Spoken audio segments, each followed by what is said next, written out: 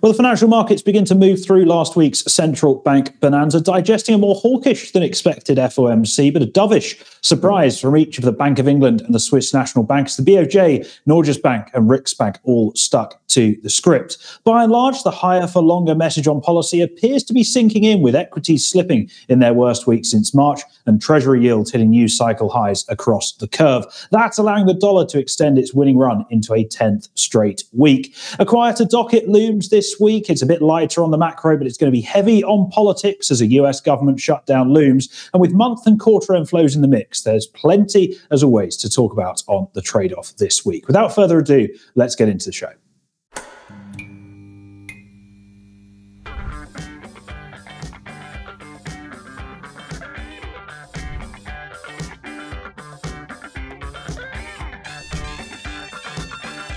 Well, it was a busy week in the financial markets last week, and I'm sure another intriguing one awaits in the coming 5 days or so. Joining me as always to run through exactly what's going on is my co-host, Ryan Littlestone from Forex Flow Live and Forex Analytics. Ryan, good afternoon to you. How are you doing, mate? Have you recovered from last week's craziness? Oh, yeah. So you're back with us, are you now? You left me for another show, going off to swan off with your mate Blake, and now you're back to this one. So, yeah, okay. I suppose we better get on with it, hadn't we? I feel like I've cheated on you, mate. I feel dirty. That's how it feels, I do mate. apologise. That's how it feels, mate. I'm deeply hurt. But no, it was a great show, you and Blake. Managed to keep your eyes open for it anyway. But good content all round as usual. No, thank you, mate. I must admit, it's a lot easier recording at 2 o'clock in the afternoon than it is 10:30 at night. That's for sure. So it definitely makes life a little bit simpler. In any case, we've got plenty to get our teeth into this week. So let's roll into Topical Thunder. Right. Well, I guess there's really only one place we can start this week, and that is with all of the million central bank and monetary policy decisions that we had last week. 6 G10 central banks deciding policy. Of course, the Fed, the big one, as we all expected, rates remaining unchanged between 5.25% and 5.5%. That data-dependent tightening bias remaining in the statement. That was pretty much a copy and paste job from what we saw at the July Fed meeting. I guess the most interesting thing there was the dot plot maintaining that expectation that we may get another 25 bip hike before the end of this year, while more importantly raising the median dot for next year by 50 basis points to 5.12%. So that's implying that we're going to get less in the way of cuts, a little bit tighter of a policy stance in 2024 from the Fed. Elsewhere, things were a little bit more surprising. The BOE, I'm sure you've got a view on this, Ryan, which we'll get into in a second. In my view, mistakenly leaving policy unchanged at 5.25%. It was a narrow decision, though, just 5-4 in favour of keeping bank rate unchanged. But interestingly, that 5, including what you'd call the core of the policy committee, all of the internal BOE members, apart from Deputy Governor John Cunliffe, who it was his last meeting anyway, he's off at the end of next month. The BOE, again, repeating their prior guidance that policy is going to stay restrictive enough for sufficiently long. And that was kind of the broad message that we heard from the Swiss National Bank, who kept policy on hold, the Riksbank, who hiked 25 and said they may go again, and the Norges Bank, who did the same thing, hiked 25 and may go again. Of course, the BOJ, the big outlier to this, remaining uber dovish and uber patient in waiting for data to come in around their price target being sustainably achieved and accompanied by wage growth. But I really like that guidance that the BOE issued, because while I disagree with the policy decision that they unveiled, I think it just nicely sums up where we are now in the policy discussion or the policy realm. The priority isn't anymore how high rates are going to get. I mean, Powell himself even said this last week. The impact of another 25 basis point hike is probably quite limited at the macro level. The question really now is, how long do we spend at the terminal level? And I don't know about you, Ryan, but it kind of felt like last week was the week that higher for longer message, that drum that's been beaten for nigh on 2 years now, that drum beat finally sunk into the market last week. Yeah, very much so. And we were saying it all the way into the lead up to these central banks and and this month was important for where central banks see where they're at, see what's important. And you're right, the Fed did nothing different than what they did last time. Yes, the dots went up as we expected. That put the message into the market. And really, yeah, the market suddenly thought, actually, this is actually real, which was a bit of a surprise because we saw that repricing yields much higher, going higher across the curve, rate expectations. The Bank of England, my thoughts of it. I thought 5.25%, 5.5%, with maybe an outlier 5.75 would be the peak level for the BOE. I was surprised they didn't hike rates. A lot of people pointing to that CPI report. But I think that the key point here, particularly for those two, and maybe the ECB as well, is that they're perhaps keeping that last hike in the pipe, keeping it in the back pocket, because we have seen inflation starting to tick up again, particularly in the US. We've had 2 higher inflation prints. Inflation in the Eurozone still sticky. Inflation came down in the UK in the core number, still went up in the headline. So I think they're a bit fearful still about the problem with inflation, that the job's not done. They're going to keep that hike in the back pocket just in case they need another one. But apart from that, I think they're all done. And then you had the Bank of Japan, as you said, really doing a can-kick job. He even went to pain to say UEDA wouldn't even comment on the Yomiuri headlines about when negative rates may end. So why do the bloody article in the first place then? Well, that's where you've got a question. But then we've got these big policies coming out from Kishida, these new fiscal measures. Why utter a comment that's not going to be valid for 6 months and artificially hike rates in the short term? And then you've got your own government having to borrow at higher levels just because you dropped a little comment in a presser. So, yeah, we can understand why he's can-kicked there. All of it's given green lights, particularly for the yen. The Riksbank, yeah, the same thing. And, they've now been moaning about the level of the Swedish crown, the krona, and couldn't do anything about it, didn't have the tools for it. And now all of a sudden they're intervening. Hedging their FX exposure, which kicked off today. And so, they're all in now into their own currency, trying to stop weakness there. Norges, they've laid it on the table. We've hiked now. Last hike's probably in December, then we're done and dusted. So we are at that point now. We are at the top of the rate hike cycle. Another hike here or there isn't going to make any difference. The market's already getting into looking at the cut trade and the growth trade. And, we've been saying it for a while. That's how this year's going to end, and the new year's going to begin. And here we are. Yeah, absolutely. Perhaps no surprise, the Swedish krona, at least when I came to film this, was the best performing G10 on the day, because all of a sudden the trading desk at the Riksbank have woken up. The other one where inflation is starting to come back is Canada. We had that hot CPI print, the hot core CPI print last week, and also when you start annualizing some of the month-on-month numbers, you're well above 4%. I think the market at one point was over 50% in favour of another BOC hike in October, although that's probably pared back a little bit since.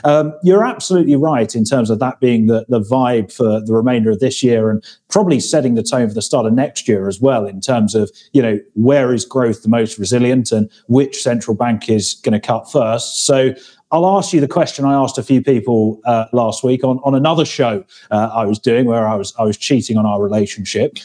Which central bank is going to cut first? Oh, that's one to put us on the spot. I think if I had to sit here now and pick one, I would say it's probably going to be the Bank of England.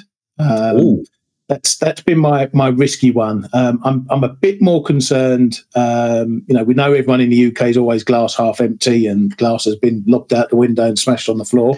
I'm never as bearish as that, but I just think there's things going on that are pretty negative. The economy, these rate hikes, they've gone up really hard, really fast. We have a different mortgage situation to the US, where no one's locked into 30-year rates. And I just think we're at risk of seeing those hikes and the speed of those hikes biting a bit harder than elsewhere. And if that's the case, they were reluctant hikers all the way up. They're not going to be reluctant cutters on the way back down. No, that's very true. I think that's a very good answer. I'm still in the camp that it's going to be the ECB. I think the growth outlook there is just utterly grim, and I don't think it's going to take a lot to tip the balance of the governing council in a more dovish direction, seeming that they're halfway there already. Although I will just give a little hat tip to Adam Linton over at Newswalk, who threw in a little bit of a wild card and said it could be the RBNZ, purely because they were the first to end their tightening cycle all the way back in May, June time. So if we're playing a duration game of, you need 12 to 18 months for the impact of those hikes to filter through, then logically you would expect them to be the first to get there. So maybe one to watch if you're trading the Kiwi dollar, which I know is not something we look at too often on this show, but worth bearing in mind nonetheless. Yeah, that's interesting because there's a few in the market who expect maybe them to move to another hike and get one going. So as you put me on the spot, I'm going to put you on the spot now. When will we see the first cuts? Oh, when? Blimey. I won't hold you to this one. This is just early diagnosis, shall we call it? Well, I was going to say, I already owe you one lunch, so I hope I don't end up owing you two. I think, from the ECB or just in general? Just in general. Oh, I see. Okay. I think probably not until June, July next year. Probably favouring July from the ECB, and I think the Fed probably. I think the Fed will probably wait a year, so that's probably September for the Fed. Yeah, I'm probably thereabouts. I think if we're going to start, if there is panic, we might start seeing them sort of beginning of Q2. As they, if the Bank of England are really looking a bit iffy, then yeah, maybe that Q2 period. I'll early pencil cuts there. But of course, don't rule out the market bullying these central banks into doing something. I know they always say, we're not, held ransom to the market, or held hostage to the market, I should say. But in reality, they are. I mean, you think back to pre-COVID, 2019, we came into the year with the market pricing, 50 bips of Fed cuts, and the Fed going, well, we're not going to cut. And then by the time you got to the middle of the year, they were delivering those insurance cuts that the market had been bullying them into all along. And this was before a pandemic was even a thing. So we've seen it happen plenty of times before, and certainly can't rule it out happening again. Yeah, and it's interesting you say that, because I noted it this morning that a lot of ECB members in particular are talking about cuts and how we're not ready to cut. It's too early to talk about cuts and so on and so forth. But the fact that cuts is even in the language suggests, it implies this is the pressure they're going to be under from the press, from elsewhere in governments and whatever, that the pressure is going to be on to cut. And we know what the market's like. We had the pivoters at the beginning of this year. They're going to be, licking their lips at what's to come over the next few months. But I think the Guard's probably going to come out and stamp down on. She won't want cut language, even if it's just brushing it off, to start entering conversation amongst ECB members. Yes, I would agree with that. And of course, Lagarde is the queen of keeping unity on the governing council. Not. Right. We could probably talk about monetary policy until the cows come home, but we're going to get told off if we do, and if we don't move on to our next topic, because there's a lot going on this week as well, even though last week was a very, very busy one. Yeah, very much. So now we're over the central bank period, the last couple of weeks. We're going to be talking about these hard landings, soft landings, crash landings, no landings. And it's really going to be the consumer that's going to be front and centre of all this. And they're going to be front and centre of what we're going to trade as well.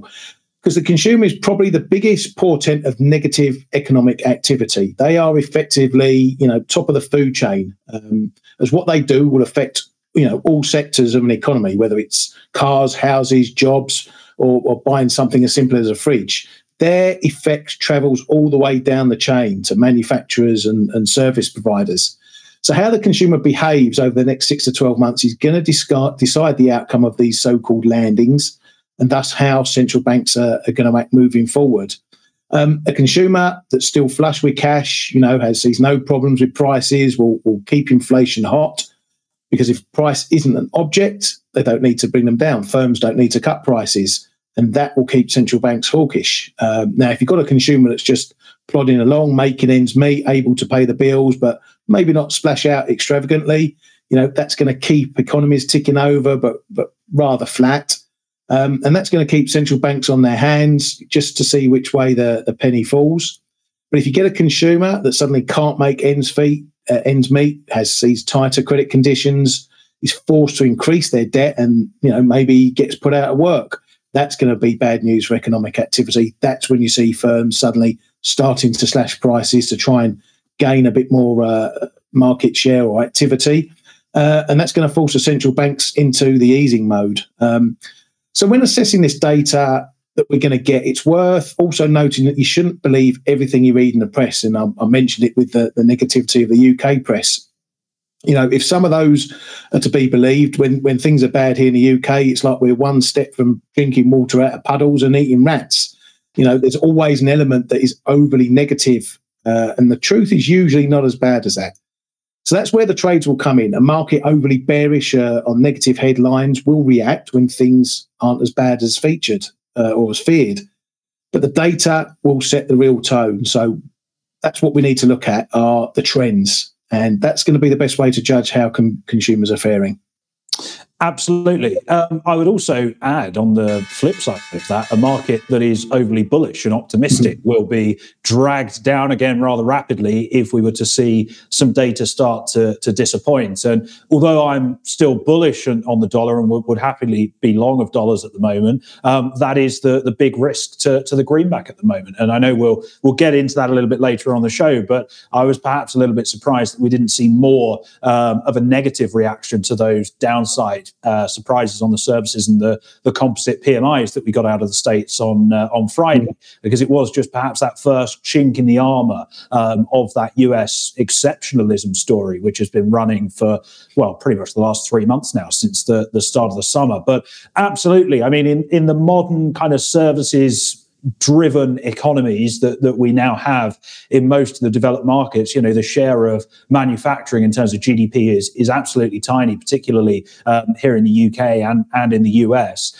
It is all on the consumer. And if we are to see consumer spending remain resilient, then things like the labour market need to stay pretty tight. And we're already seeing signs of the labour market starting to soften here in the UK, unemployment up to 4.3% now. And of course, you've also got to think about where disposable income is going and the amount of disposable income available. Things like remortgaging, as that wave of refinancing comes through on this side of the Atlantic, that is going to dent consumer spending on I can't. My mind's gone totally blank. On the shop.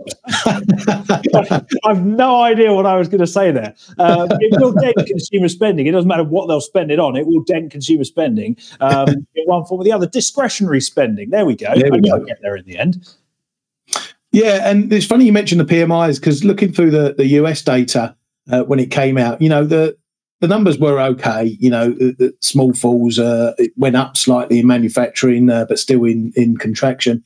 And I was reading through the headlines, the different metrics, prices and that sort of thing. And everything was sort of negative. Oh, jobs are running at their fastest pace of expansion since May. And it's like, well, how do you reconcile that? It's completely bonkers. The activity is slowing, everything's looking gloomy, but jobs are still, running hot. And that's really, as we know, it's the last domino that needs to topple, really, for a lot of countries, the US in particular. If that goes, it's a completely different picture. But at the moment, there's no signs of that turning at all. No, and we've been waiting for the US labour market to fall over for 18 months, and it hasn't. So, we may be waiting another 18 months, perhaps. Put a British call out on it next week, and that will mark a poor NFP. Absolutely. I think we should move on from this segment. It's turned into a bit of a disaster. I'm forgetting my words. I've now spilt water all over my tie and maybe my microphone. So let's roll things on. And I mean, things can only improve from here, to be honest with you, can't they? Although they're certainly not improving over on Capitol Hill.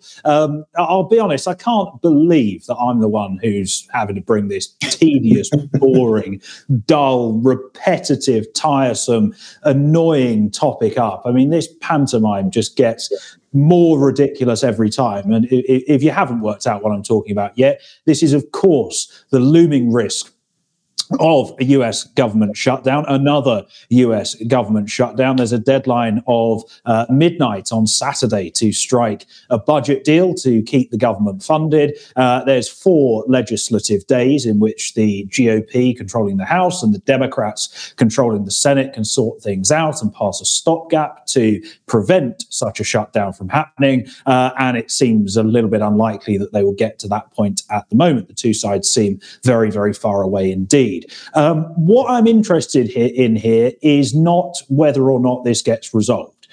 We all know that this will get resolved eventually. It always does. That's just the way these things work. It is political brinkmanship. Occasionally they go over the brink and then they'll have some talks and get things resolved. Whether the shutdown is a week, 2 weeks, a month, whatever, it won't be permanent. It's not going to cause the death of the dollar. It's not going to cause everyone to dump their treasury holdings, as people on Twitter would have you believe. That's just utter nonsense. What I'm a lot more interested in is the macro impact of the shutdown. And this isn't what it knocks off GDP. I mean, JP Morgan think it's 0.1% for every week that the government is shut down. Goldman are double that at 0.2%. But all of that will be recovered as soon as things reopen again. That's just how the GDP calculation works. So all of that, the political, machinations around the negotiating table and the GDP print itself, don't care. Don't think that's going to move the market. And if we were to get any big risk aversion on that, I'd happily be looking to fade those moves if we get to the right levels, which I'll get onto in a second. What I'm more interested in terms of the governing shutdown, is what it means for the Fed and what it means for economic data. Because very, very soon after the shutdown deadline, which is on Saturday, we have the September jobs report that is due on the 6th of October, and we have the September CPI number, and that is due on the 12th of October. Now, anything other than a very, very short, and I'm talking days-long shutdown, is probably going to result in that non-farm payrolls number being delayed, because the BLS do not have the funds to collate the data and then release it. The same with the CPI print a little bit later on. And if you look at how this has been handled previously, it's not a case of the government reopens and the data suddenly appears. Normally, the data is then released as a kind of double bubble in the next month. So we would get the September and the October labour market reports together at the start of November. What's the issue with this? Well, the next Fed meeting, it comes up on the 1st of November. And if we're not getting any economic data in the month of October, the Fed aren't going to hike when they're flying blind in the face of what the economy might be doing. So ignore the political pantomime. But if we do get a shutdown, I think that is probably the last nail in the coffin of my expectations that the Fed go again. So basically, you've gone a long way round of saying you're hedging your November Fed call then. By saying that the government shutdown is going to cover your arse because absolutely. This is a strange one because I read different things about it. Obviously, we had that agreement several months ago on the original shutdown, where they agreed the policies they would be putting in place to extend all this, but this was the period where they had to finally push it all through the houses. So you've got to ask yourself why stuff they didn't agree at the last shutdown fear is not ready just to roll through this time. But as you said, this is politics. I don't know if it's going to be a full-on shutdown, though. I have read some pieces saying that it's not quite the full-on shutdown it would be normally. So, paychecks, welfare checks are still going to go out. So that's not going to impact the consumer. Yeah, you're probably right. The federal offices that deal with things like data are going to be shut down, and that creates an absolute nightmare in playing catch up with that data. But if that happens, then we get a month off. We don't have to worry about it. The Fed will just go, right, we'll see you in December. They can kick the can on that meeting, and we come back and do it all again. But it's going to be a lot of jockeying. Again, we're going into an election year. No one wants to be the bad guy going into that. Probably a lot of to-ing and fro-ing over the next few days, and then probably 11th hour, 59th minute, 59.999 seconds, we'll get a deal coming up, and we can kick the can for another few months. Yay, can't wait. Well, before we get to that deadline, we've got a busy week of data out, haven't we, mate? Yeah, well, as we're saying, we got a bit of data out this week that's going to be important, and the consumer, again, is going to be front and centre in that. We're on final approach to the year end, and this week we do get a decent slate. Tomorrow or today, when you see this show, we've got US house price data, Case-Shiller, FHFA, new home sales will give us a look at the housing market. We had a little bit of a wobble in the starts data that we got the other week. We also get the latest Conference Board consumer confidence numbers. That's going to be very important. You know, will this follow the Michigan in painting a softer picture of the consumer, and particularly softer inflation expectations, as we saw in that Michigan report? Then on Wednesday, a small number, but the GfK consumer sentiment numbers for Germany are out. So that might be something just to keep half an eye on. Then we get US durable goods orders, which again has a big consumer element to it via things like household goods. On Thursday, we get Eurozone economic sentiment data. Again, inflation expectations in that. We also get final US GDP numbers, which, you know, considering we're just about to end Q3 and these are Q2 finals, probably shouldn't impact too much unless there's a real big variation in the final numbers. And then we kick off with on Friday with Japan and German retail sales numbers, and we also start getting in the flash CPI numbers from the Eurozone. We do actually get Germany regionals on Thursday and their number, and then on Friday I think we get France and the main Eurozone number for that.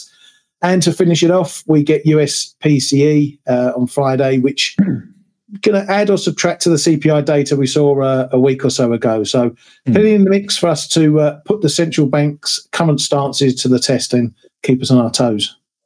Yeah, absolutely. A lot going on. I think those consumer numbers are going to be key, although the usual caveats apply around sentiment surveys. And, you know, I know there's some people out there who are massive fans of them and some people out there who think they're not worth the paper they're written on and we should wait for the hard data. But then again, we might not be getting much hard data out of the US in the near future. So the private surveys like the Conference Board data, they do take on a little bit more importance.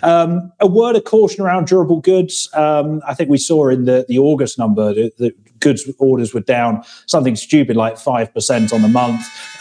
They are very, very liable to swing around basically based on what Boeing's order book looks like. That's where things like the ex-transports figure or the non-defense ex-transport, that's where those measures, the core measures of what's going on really tend to come into their own. And that's most often what the market tends to focus on. And yeah, we round out the week with the inflation data. I think we're expecting both headline and core Eurozone inflation to come back under 5%, which will please the ECB, and it may see the market on a cooler number bring forwards that cut pricing just a little bit, but I don't think it's going to move the needle too much for the euro. And then, of course, the PCE figures Friday afternoon. Usually we'd be all over them. It's the Fed's preferred inflation gauge after all. But at his press conference last week, Chair Powell handily told us all that he thinks core PCE is going to come in at 3.9% in August. So I don't think we're likely to get any surprises from that one. And I think that makes it the second month running that he's told us what that number is going to be a few days before the data. Because if I remember rightly, he did the same thing at Jackson Hole. Yeah, well, that's a bit of a bone of contention with me at the moment with all this data dropping. I mean, if you or I were leaking to get this out of him, yeah, no, you've sent the rod in, haven't you? Now you're reeling me in. Yeah, you know, if you or I were dropping hints about the data, you know, they'd be all over us for leaking. But Powell's dropped it. He's done it before about the PCE, and then we had Bailey, you know, putting in the statement in the minutes about how they got the PMI numbers, and in a roundabout way telling us they were going to be bad, which in the main they were. So yeah, I've got the up with them about that one.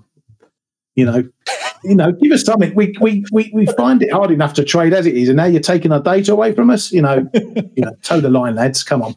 See, at least it's not just me who comes on this show and has a moan and a bit of a grunt. You've hooked me there. I don't often bite, but yeah, you've dangled that and I've chomped. Hook, line and sinker. Right, let's get on to some charts in That's a Setup.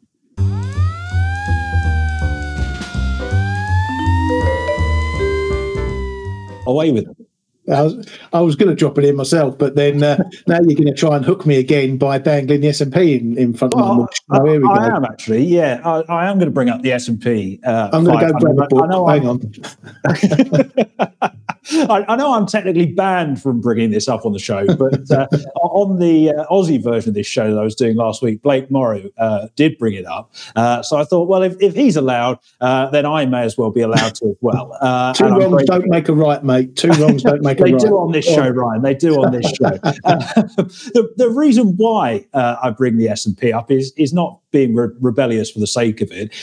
It's because the market is actually starting to look a little bit vulnerable here. We closed below the 100-day moving average towards the middle of last week, and also below the 4,400 handle. And despite a very, very modest gain early on Friday, we couldn't break back above either of those levels into the weekend. So I think we're now starting to see a point where, as we mentioned earlier on, the Fed's messaging, the dot plot, and the move higher that we've seen in Treasury yields to new cycle highs is all starting to really sink in and hit the market. And we're seeing tech leading the way lower, which is a classic sign of that. Now, I think we're in a bit of a no man's land here. We've got a little bit of a double bottom around 43.50 that is rather remiss of me not to have marked on the chart. But that's kind of where we're bubbling away around in early trade, at least as the week gets underway. I'm a little bit reluctant to chase this lower. We are dealing with month and quarter end this week. It has been a pretty grim third quarter for equities, not just in the US, but globally. I think the S&P is down around about 6% from the start of the quarter. So that could spark a little bit of buying if there is any rebalancing to be done before Q3 is out of the way. And the other thing to bear in mind is, I mentioned this a few weeks back, is the seasonal trend for the S&P 500, that bearishness that we see from mid-September, that typically bottoms out around the end of the month towards the start of October. So I'm not looking to get greedy and chase this lower. What I am looking to do is just sit on the sidelines for now and wait and see what happens with the market, and then start to look for longs, either if we can get back above those levels I mentioned earlier, 4,400 and the 100-day moving average, or if the bears were to extend losses down towards the 200-day moving average, which comes in around 4,200, if we can hold on to that, then I'd be looking to buy into that dip. But for now, I'm happy to just wait and see what happens here. Yeah, well, all jokes aside, it's obviously important that we talk about these things. And yeah, there's a lot of stock markets that are sort of at an inflection point. I mean, if you look at the DAX, for example, it's looking really over the edge of the cliff. But the S&Ps, yeah, you know, we're down testing this, what might be a potential double bottom here forming into those low 43s. There's a lot of eyeballs that are looking at that 42 level as well. It's a fib level also. And if we do see this level break here, then that's going to be a target for a lot of people, and probably going to see some sizable buying coming in against that level. In the meantime, what strikes me with stocks at the moment is that we've sold off as the Fed has potentially now moved to the sidelines, which you could be taken as a dovish move. And if the next move is rate cuts, that's usually a big tailwind for stocks, but we're not seeing that at the moment. So, you know, we've been questioning the normal risk on plays all year and whether they've changed. And, you know, maybe now stocks are thinking that, you know, we've got to look at what the economy is doing, because our performance is now going to be based off what the economy does. Again, what the consumer does. And so if there's going to be some worries coming in, easing may not save that in the interim. And, you know, let's rule it out. No one's going back to QE again unless some other shock event happens. So, yeah, at the moment, this could just be month end, quarter end rebalancing. Like you say, probably better to sit on your hands and let the week play out, watch your levels. But after this week, you know, what stocks do from here and how it reacts to the data is going to be very important. Absolutely. Right. Well, speaking of things that come up very often on this show, what's this, the 7th, 8th, 9th time you've mentioned dollar yen in a row? Here we go. Well, it's not dollar China. I could go back to that one if you want. Oh, but, God, no. I'm doing you a favour here. Anyway. Yeah, so we're talking about the Bank of Japan, and while the Fed has obviously moved to the sidelines, you know, the Bank of Japan have been stuck on the hard shoulder forever.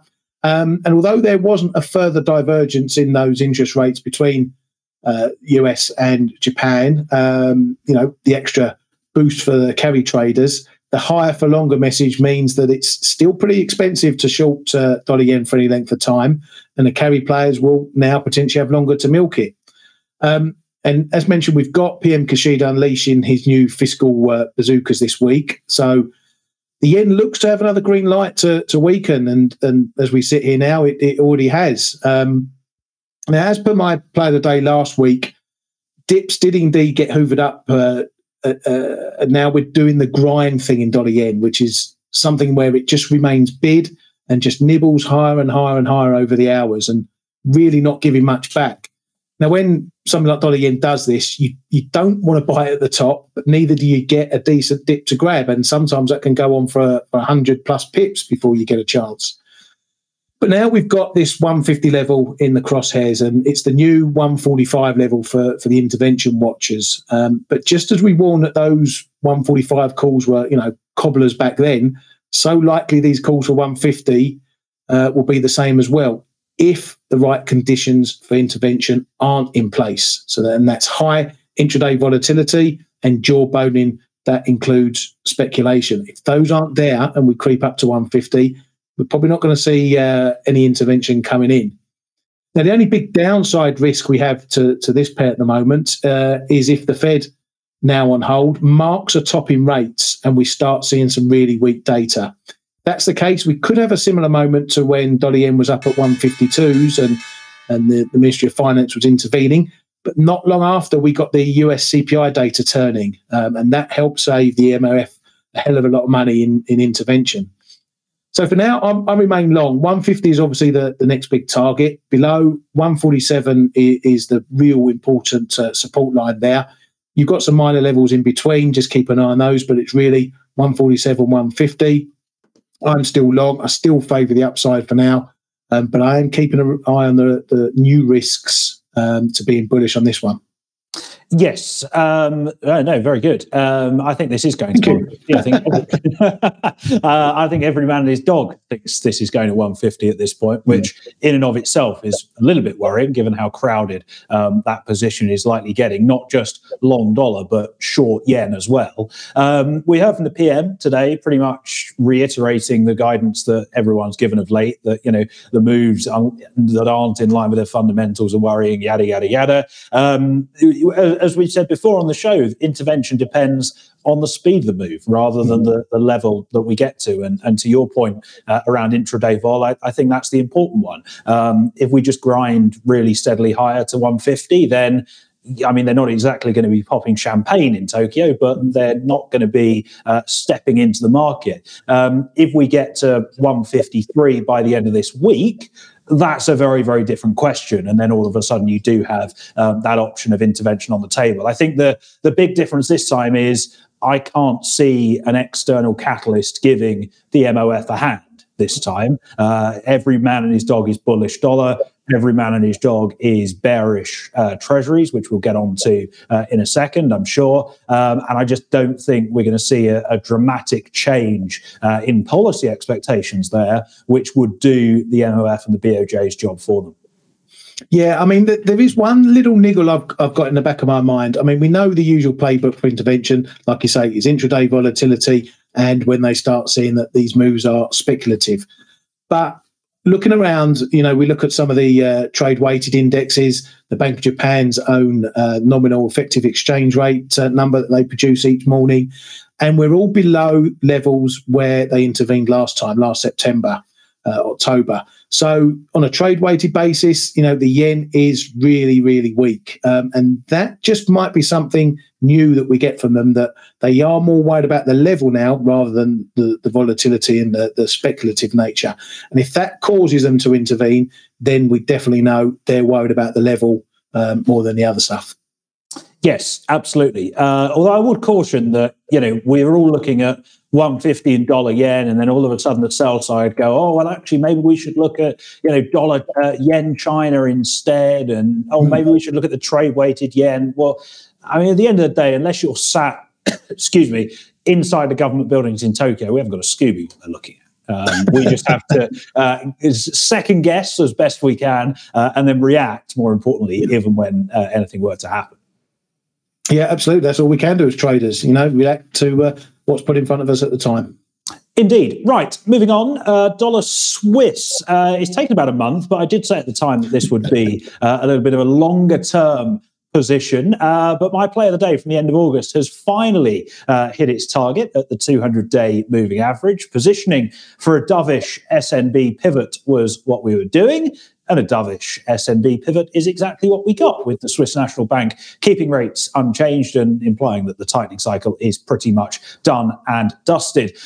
We've come all the way up to the 91 handle, which is also, and I've just thrown this in there for Blake Morrow, the 61.8% retracement of the fall that we saw from March through to early July. So really you start to ask yourself, how much more does this have left in the tank? Well, from the fundamental side of things, perhaps quite a lot, because you've got a policy divergence, a rate divergence, and also growth divergence between both sides of the pair, which should continue to force things higher.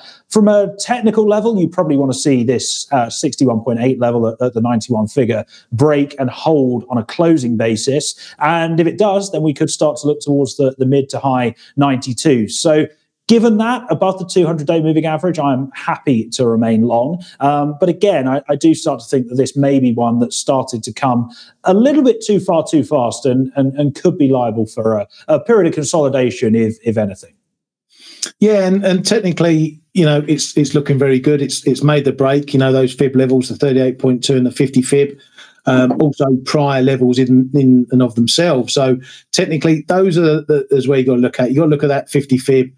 Initially, that's a break point. That's going to be your first support point. The 38.2 underneath there, around sort of high 88s, 89.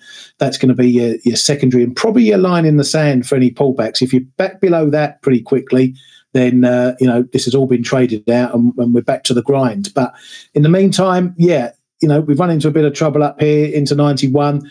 If you get a break there, again, look for that to be the next support step. So we move above it, come back, test it. If we hold it, that's going to give you a conviction that the move's not finished yet. And you can maybe try a little feeler in there to see if it does push higher. But this is definitely one that looks like the trend is your friend for the moment. Absolutely. Well, we got through that nice and quickly, didn't we? What about the Treasury space? We've mentioned it a million times. We should probably have a look at the chart. Yeah, well, US yields have obviously adjusted since the FOMC and adjusted higher, and particularly twos, which now reflect rate expectations across the sort of 2024, 2025 dots, if you like. If the Fed is done, then in theory, we should see a top in yields somewhere around 510, 520s, maybe with some excess moves up to 550s as a high watermark. For me, the trade here is to look to go long bonds, but I would only do that after the next CPI report, and not Friday's PCE, but the CPI. If it is a soft number, that's going to suggest that these last two inflation prints are just temporary moves. And again, that's then going to keep the Fed sitting on its hands. But we've had those 2 months of higher prints. That third number, if it's high again, is going to suggest a trend. It's going to signal a trend for the Fed. That might get the Fed pulling out that last hike. If so, that's the risk for buying bonds now, as it would mean an even higher level and higher for longer for bonds to adjust to. That would likely mean probably US 2s adjust maybe to that 5.3, 5.4 area. Maybe then it will sit from there to a 5.7% range. The other risk to getting long bonds is if the US economy does stay strong. That strength will also keep the Fed hawkish, because economic strength tends to bring inflation along with it. And if other countries are also weakening, that's going to bring those additional flows into the US, making auctions pretty strong as more investors will go looking for better yields. All that will be amid, this increased debt issuance, the Treasury's being forced to add to fill some black holes. And that's still going to command a fair premium from investors on that side. So ordinarily, you think more people coming into bonds, yield would tend to go down, but it's a slightly different situation at the moment. But I think looking to long bonds on the next CPI report, if it's soft, is potentially the trade going forward.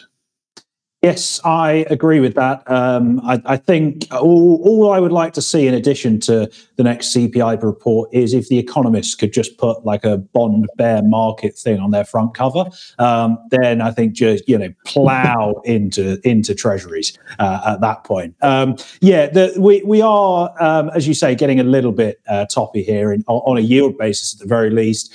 You look at the 10-year above 4.5, the 30-year above 4.5. It is just starting to look like, with inflation coming down, the Fed at terminal, pretty much every other G10 central bank at terminal, and of course sentiment starting to look a little bit shaky as well. It does look like the risk reward is really starting to tilt in favour of being long treasuries at this point. So fully on board with that one. Oh, I'm glad to hear it, mate. So we'll be queuing up with our bids later on, will we? Yeah, exactly that. That's what we'll go and do once we've finished the show. Before we do finish the show, we should give you our plays of the day. So let's get into those now.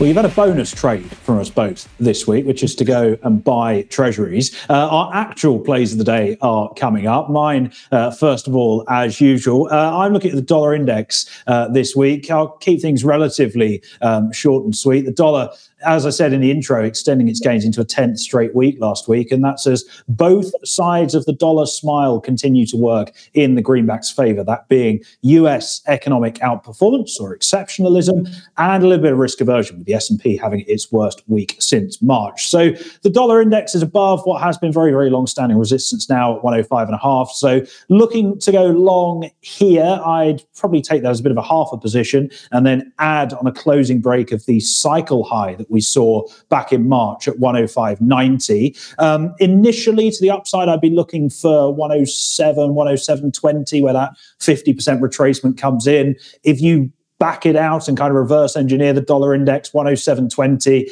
gives you cable at 120 and euro dollar at about 104, which both seem relatively realistic to me in the short term.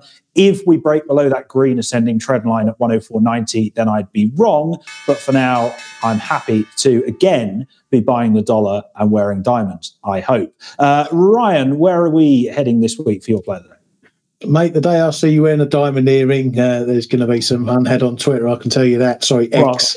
Mate, around here, I'd only wear it for about 30 seconds and someone rip my ear off, probably.